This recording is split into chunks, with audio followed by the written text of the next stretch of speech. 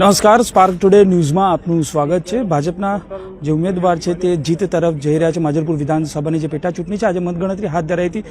ભાજપના જે ઉમેદવાર સત્યેન્દ્ર ઉર્ફે સતીશભાઈ પટેલ જે રીતે આગળ વધી રહ્યા છે, ભાજપના જે ઉમેદવાર છે તેઓ આગળ વધી રહ્યા, એટલે કે જીત લગભગ નિશ્ચિત ગણવામાં આવી રહી છે। ત્યારે 11 રાઉન્ડ છે ને લગભગ 18,000ની આસપાસ તેઓને લીડ મળી રહી છે।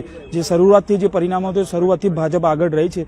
ત્યારે જે પ્રકારે આખું આ પરિણામ આવ્યું છે, સ્વર્ગીય ધારાસભ્ય યોગેશભાઈ પટેલના નિર્ધનથી આ બેઠક ખાલી થઈ હતી અને પેટા ચૂંટણીમાં ભાજપે સતીશ પટેલના નામની મહોર જાહેરાત કરી હતી। મતદાન થયું અને આજે મતગણતરી કરવામાં આવી રહી છે। ત્યારે ભાજપના જે ઉમેદવાર છે સતીશભાઈ પટેલ સાથે વાત કરીશું જે પ્રકારે। ત્યારે સતીશભાઈ, સતીશ કાકા શું કહેશો? જીત તરફ નિશ્ચિત છે ને, શું કહેશો? આજે મતગણતરી ચાલુ છે। અમારા રાઉન્ડમાં અંતે લીડ પર લીડ વધી રહ્યો છે। આ ભારતીય જનતા પાર્ટીનો ગઢ છે માજલપુર વિધાનસભા। પ્રજાજનોએ ખૂબ પ્રેમ આપ્યો છે સ્વર્ગીય યોગેશ કાકાને, એટલો જ પ્રેમ આજે અમને મળી રહ્યો છે, એટલે ખૂબ આનંદ છે। પ્રજાજનોનો, મતદાર ભાઈઓ બહેનોનો હૃદયપૂર્વક આભાર માનું છું અને અમારા ભારતીય જનતા પાર્ટીના કાર્યકરો, પ્રમુખશ્રી, ધારાસભ્યશ્રીએ ખૂબ દિલથી મહેનત કરી છે, એમનો પણ હું હૃદયપૂર્વક આભાર માનું છું। સ્વર્ગીય યોગેશ કાકાના ઘરે પણ જઈને કાકીના પણ આશીર્વાદ લીધા છે અને એમના જે સંકલ્પો હતા એ અમે પૂર્ણ કરીશું। શિવજી કી સવારીનું કેવી રીતે?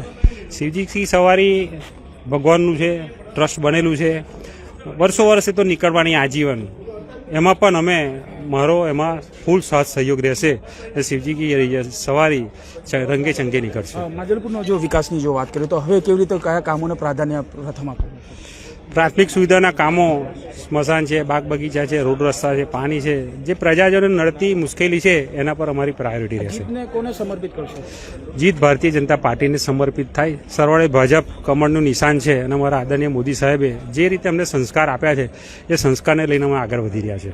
તો આ હતા ભાજપના ઉમેદવાર સતીશભાઈ પટેલ અને તેઓ સ્પષ્ટપણે કહી રહ્યા છે અને જે પ્રકારે જુઓ કે સતીશભાઈ પટેલ એ જીત તરફ તેઓ આગળ વધી રહ્યા છે અને શરૂઆતના જે પરિણામ આવ્યા હતા અને તે જે પરિણામ છે તે ભાજપની લીડ તરફના હતા અને હવે ભાજપ જીત તરફ આગળ વધી રહ્યા છે। ત્યારે 11 રાઉન્ડ સુધીની ગણતરી થઈ ચૂકી છે અને તેઓએ સ્પષ્ટપણે કહ્યું છે કે યોગેશ કાકાને જે તમામ જે કામ કરતા આવ્યા છે તે જ પ્રમાણે હું પણ કામ કરીશ અને માજલપુર વિધાનસભાના જે તમામ મતદારો છે તેઓને હું કામ કરીને બતાવીશ। સાથે શિવજી કી સવારીની જો વાત હોય તો હર હંમેશા આ શિવજી કી સવારી નીકળશે અને આન બાન શાન સાથે વડોદરા શહેરમાં આ તે નગરચર્યા જે ભગવાન નીકળે છે તે જ પ્રમાણે નીકળશે।